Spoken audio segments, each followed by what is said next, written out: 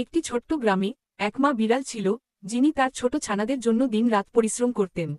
একদিন ক্ষুধার তাড়নায় মা বিড়াল বাজারে গিয়ে বাচ্চাদের জন্য একটি ছোট্ট মাংসের টুকরো চুরি করে।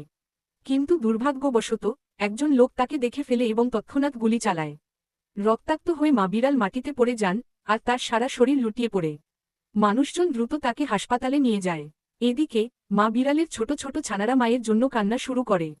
মা, মা কোথায়? মা কি আসবে? মা কেন ফিরে আসছে না? তাদের মনে এক ধরনের আতঙ্ক ছিল, মা যদি আর না আসে। তবে ঠিক সেই মুহূর্তে এক ছোট হাঁসের বাচ্চা আসে।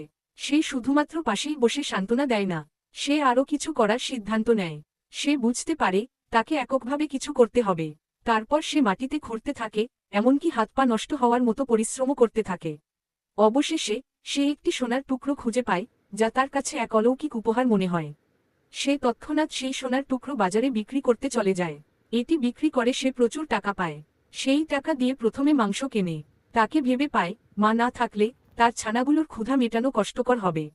যে ছোট হাঁসের বাচ্চাটি এত বড় কাজ করেছে, সে যেন তাদের জীবনে আশীর্বাদ হয়ে আসে। এবার বিড়ালের ছানারা মাংস পেয়ে খেতে শুরু করে।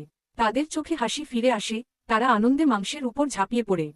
তাদের মনও ভরে যায়, মা যেখানে নেই সেখানে অন্তত কিছু ভালো হয়েছে। এরপর হাঁসের বাচ্চারা একসাথে মায়ের দিকে ছুটে যায়। তাদের সবার চোখে এক ধরনের আশার আলো ছিল, তারা মাকে দেখতে চায়। হাসপাতালে পৌঁছে তারা দেখে মায়ের চোখে পানি। এটি শুধু কষ্টের নয়, বরং আনন্দেরও জল। তাদের মা এতক্ষণে একটু সুস্থ হয়ে উঠেছেন, কিন্তু এখনও খুব দুর্বল। তাদের ছোট হাঁসের বাচ্চাটি প্রমাণ করে দেয় যে ভালোবাসা, সাহস এবং সহানুভূতির শক্তি কতটা অমূল্য। একটি ছোট্ট হৃদয়ের মধ্যে বড় বড় কাজের শক্তি থাকতে পারে, যদি একে নিষ্কলুষ ভালোবাসা দিয়ে পূর্ণ করা হয়। একটি ছোট হাঁসের বাচ্চা প্রমাণ করে দিল, ভালোবাসা, সহানুভূতি আর সাহস থাকলে জীবনের অন্ধকারও আলোকিত হয়ে ওঠে। এটাই প্রকৃত বন্ধুত্ব, এটাই আসল পরিবার।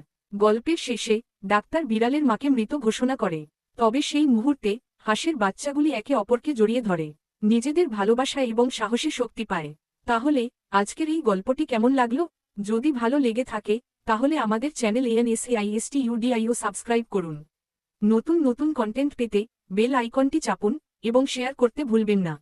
ধন্যবাদ, আমাদের সঙ্গে থাকুন, সাবস্ক্রাইব করুন এবং আরও সুন্দর গল্পের জন্য প্রস্তুত থাকুন।